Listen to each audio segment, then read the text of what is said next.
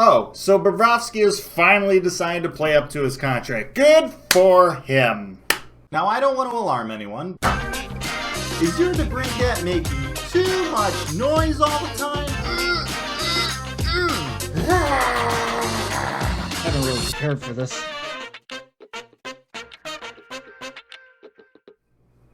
Hello and welcome back to another episode of Hawks Recap. My name is Clay. Thank you for tuning in. The Blackhawks just completed their 29th game of their shortened 56-game schedule, and, well, the state of Florida hasn't really been too kind for the Blackhawks this season, and that didn't change tonight.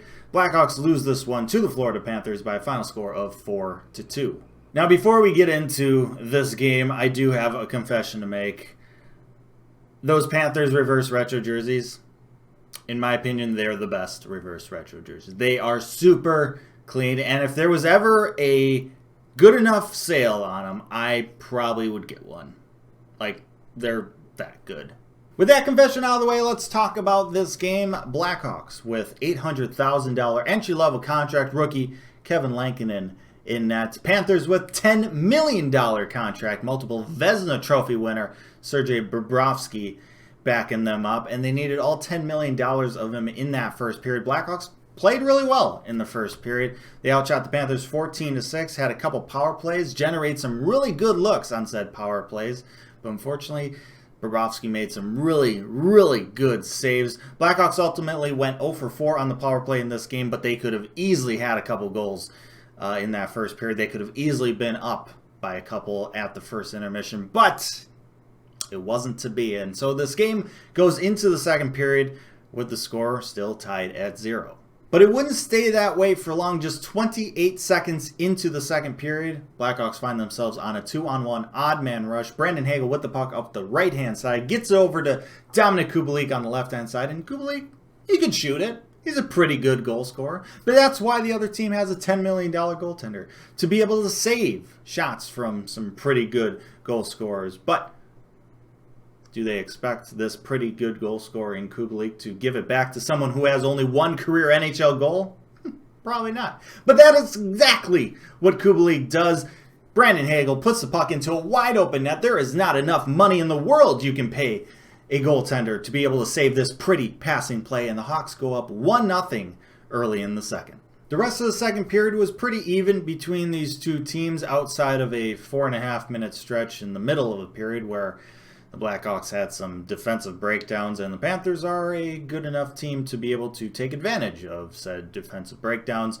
Barkov, Verhaeghe, and Vetrano all score 3 goals in 4.5 minutes for the Panthers, give them control of this game, and they would take a 3-1 lead into the third period. Now, the difference between a team like the Florida Panthers and a team like the Chicago Blackhawks is that when the Panthers get a 2-goal lead, they don't blow it. They shut it down and win the game.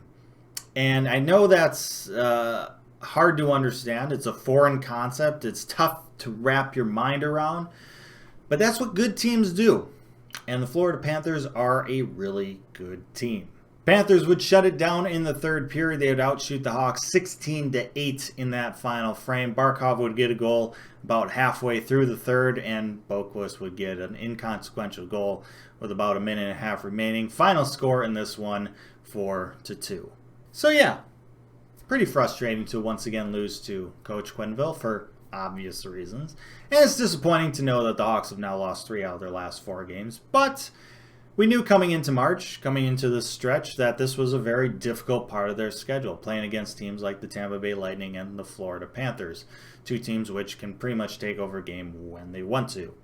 But we're not looking for the Hawks to really win a whole lot of games during this stretch.